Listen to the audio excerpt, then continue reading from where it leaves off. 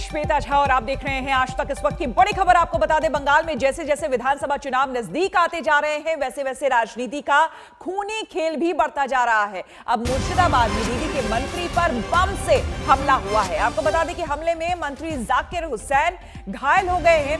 उनके साथ उनका भांजा और तमाम कार्यकर्ता भी गंभीर रूप से घायल हुए हैं। हालांकि मंत्री जाकिर हुसैन की हालत अब खतरे से बाहर है। इस घटना की बीजेपी ने कड़े शब्दों में निंदा की है और जाकिर हुसैन के जल्द स्वस्थ होने की कामना की है। उधर कोलकाता में शुभेंदु अधिकारी के सामने बीजेपी और टीएमसी में हिंसक झड़प हो गई, जिसमें बीजेपी नेता घायल हो गए।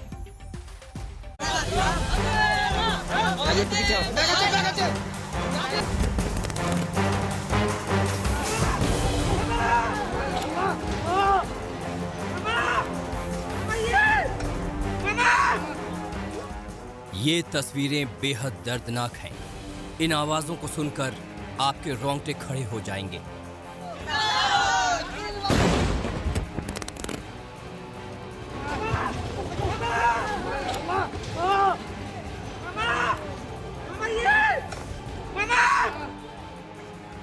ये है पश्चिम बंगाल के मंत्री जाकिर हुसैन।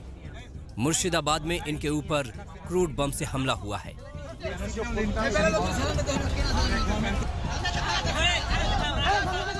जाकिर हुसैन ट्रेन पकड़ने के लिए निमतिता रेलवे स्टेशन पर पहुंचे थे। उनके साथ उनका भांजा और तमाम समर्थक मौजूद थे। नारेबाजी करते हुए वे ट्रेन की तरफ बढ़ रहे थे। तभी जोरदार धमाका होता है। अचानक चारों तरफ अंधेरा फैल जाता है। चीख पुकार मच जाती है।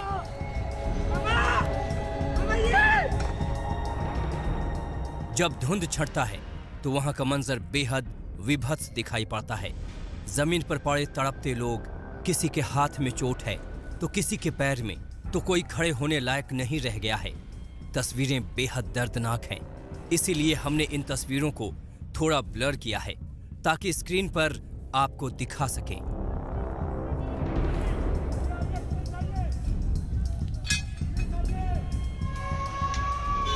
हमले के बाद जाकिर हुसैन को मुर्शिदाबाद जिला अस्पताल में इलाज के लिए भर्ती कराया जाता है।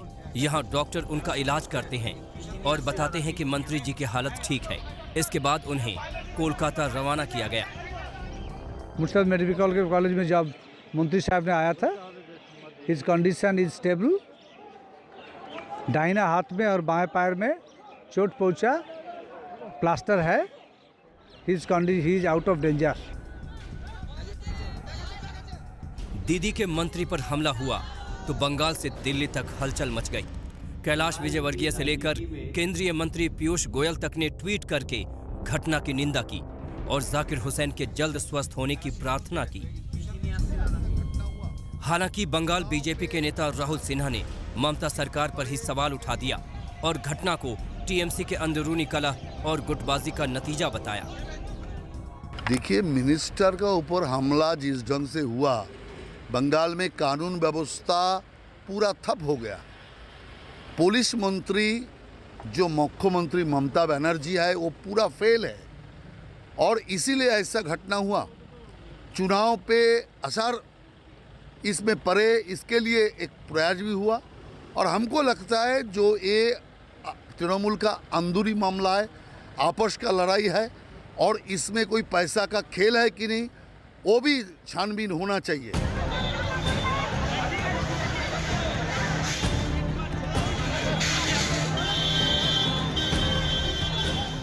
मुर्शिदाबाद में दीदी के मंत्री पर हमला हुआ तो कोलकाता में बीजेपी नेता शुभेंदु अधिकारी के सामने ही टीएमसी और बीजेपी कार्यकर्ताओं में जमकर झड़प हुई।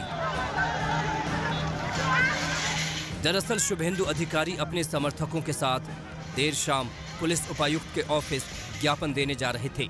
जब काफिला फूल बागान मोड़ पर पहुंचा, उसी वक्त टीएमसी के कार्यकर्ता सड़कों पर आ गए और रास्ता रोककर नारेबाजी करने लगे।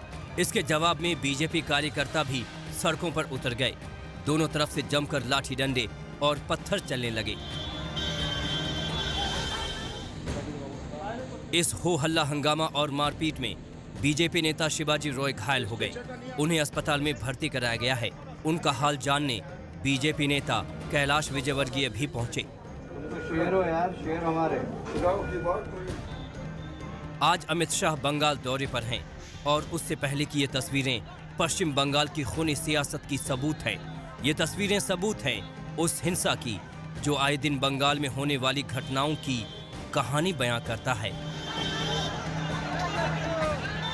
सूर्याग्नि के साथ इंद्रजीत कुंडू, कोलकाता, आज तक।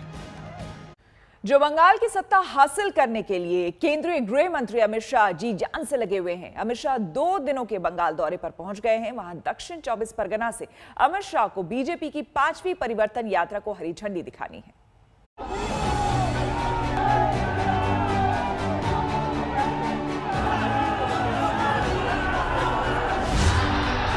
जय श्री राम, जय श्री राम।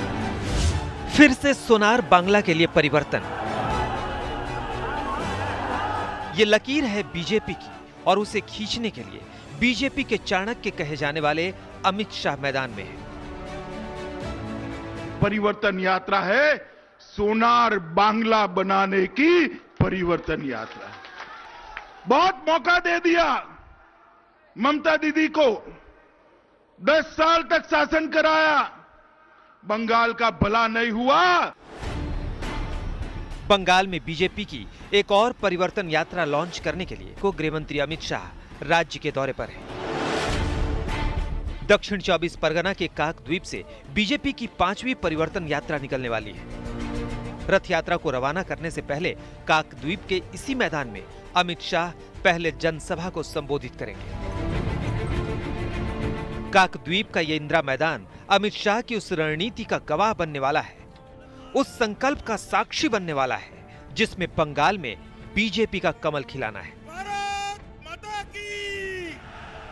दीदी कान खोल कर सुन लो, आज लाखों लोगों की हाजिरी में कहने आया हूं मैं, जब विधानसभा के चुनाव का परिणाम आए, परिणाम देख लेना, इस बार 200 सीटों से ज्यादा सीटों के साथ भारतीय जनता पार्टी की सरकार बनने जा रही है। 2019 के लोकसभा चुनाव से पहले बीजेपी ने बंगाल में टीएमसी को यह कह के चुनौती दी थी कि 2019 में हाफ, 2021 में साफ।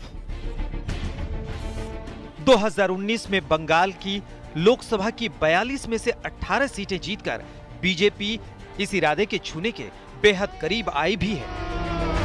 2 राज्य जो सबसे कठिन लग रहे हैं आपके इस कोशिश में, एक है पश्चिम बंगाल जहाँ पे कोशिशें तो बहुत दिख रही हैं, और दूसरा है केरल। यहाँ पर कभी आप देखते हैं कि भारतीय, देखिए जहाँ तक पश्चिम बंगाल का सवाल है, मैं आपको अभी से आंकड़ा बता देता हूँ, आप आंकड़ा पूछते थे।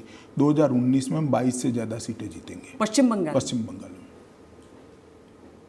मैं अभी से आपको आंकड़ा बता देता हूँ, टोटल तो नहीं बताया मगर बंगाल का बता देता हूँ, वहाँ स्थितियाँ स्पष्ट है। तो 2014 से तैयारी शुरू हो गई थी जी। केरल, मैं अब तक 18 बार बंगाल गया हूँ और बंगाल की जनता त्रस्त है।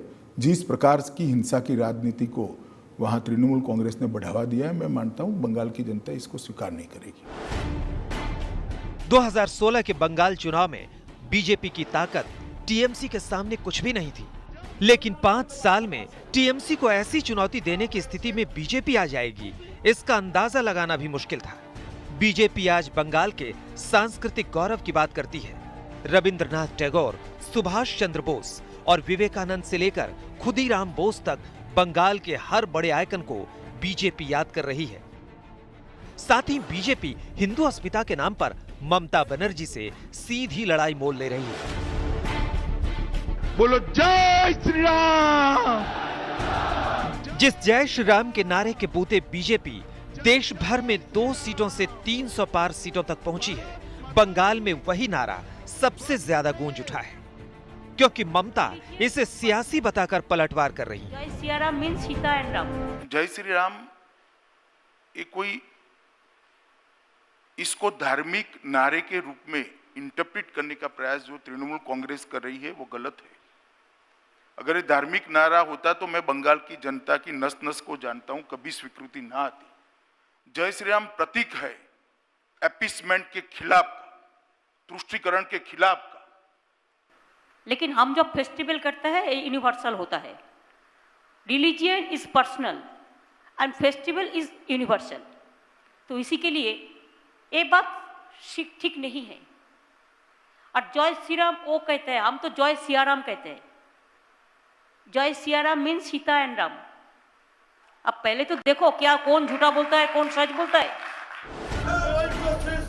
2011 में परिवर्तन का नारा देकर ही ममता बनर्जी ने 34 साल के लेफ्ट के शासन को उखाड़ फेंका था, लेकिन परिवर्तन अब बीजेपी का सियासी अस्त्र है। बहुमत की सरकार बनाएगी और परिवर्तन।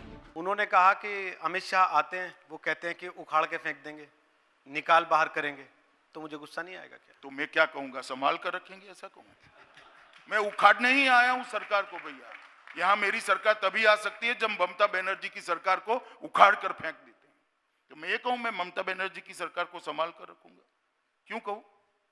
ठीक नहीं चल रही है दीदी आपकी सरकार, ये उखाड़ने जैसी। इसीलिए मैं कहता हूं बंगाल की जनता इस सरकार को उखाड़ कर फेंक दे एक बार। 18 फरवरी को अमित शाह जिस 5वीं परिवर्तन यात्रा को लॉन्च करेंगे, उसे मिलाकर ये सारी यात्राएं बंगाल के सभी 294 क्षेत्रों से होकर गुजर रही हैं।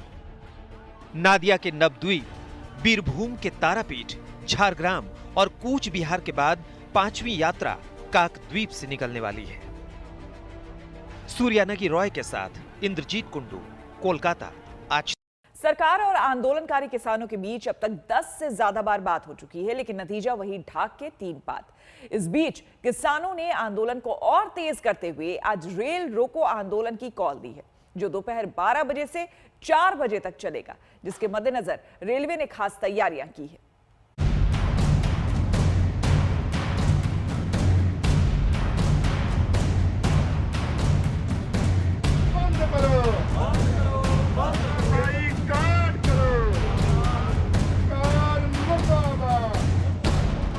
नए कृषि कानूनों के खिलाफ आज संयुक्त किसान मोर्चा दोपहर 12 बजे से लेकर शाम 4 बजे तक देशव्यापी रेल रोको आंदोलन करेगा।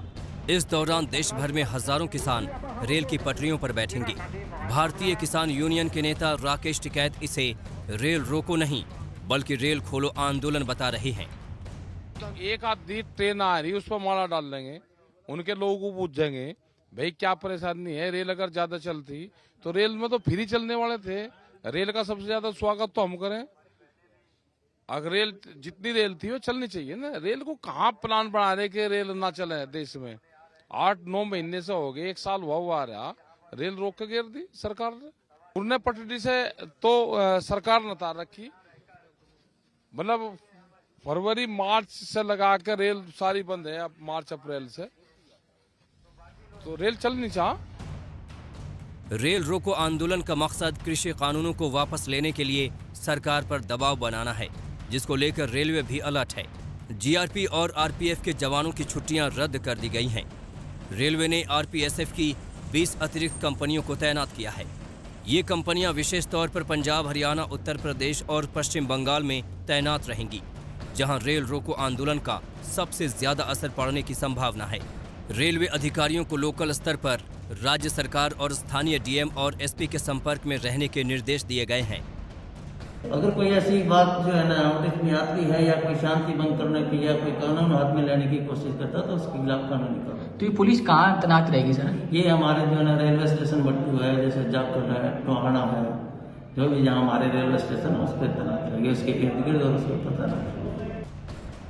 हालांकि किसान नेताओं ने कहा है कि रेल रोको आंदोलन दोपहर में होगा, जब ट्रेन की ट्रैफिक कम होती है, क्योंकि लंबी दूरी की ट्रेन ज्यादातर रात में चलती हैं। इसके अलावा किसी भी रेल को रास्ते में नहीं रोका जाएगा। हालांकि इस बार रेल रोको में किसी राज्य को छूट नहीं दी जाएगी। तो किसान संयुक्त मोर्चे का आह्वान है कि पूरे देश में रेल रोको अभियान कार्यक्रम लिया गया है। इस समिति की तरफ से, किसान मजदूर संघर्ष समिति की तरफ से सोनीपत के रेलवे स्टेशन पर मॉडल टाउन की तरफ टिकट घर के पास हजारों की संख्या में किसान इकट्ठा होंगे। जो समय है 11 बजे इकट्ठा होने का, 12 से 4 बजे जो संयुक्त मोर्चे का आह्वान है। किसान के रेल रोको आंदोलन के चलते एहतियातन रेलवे ने बुधवार से ही पंजाब में कई ट्रेनों को पहले ही रद्द कर दिया था। साथ ही कई ट्रेनों के रूट भी बदले गए हैं।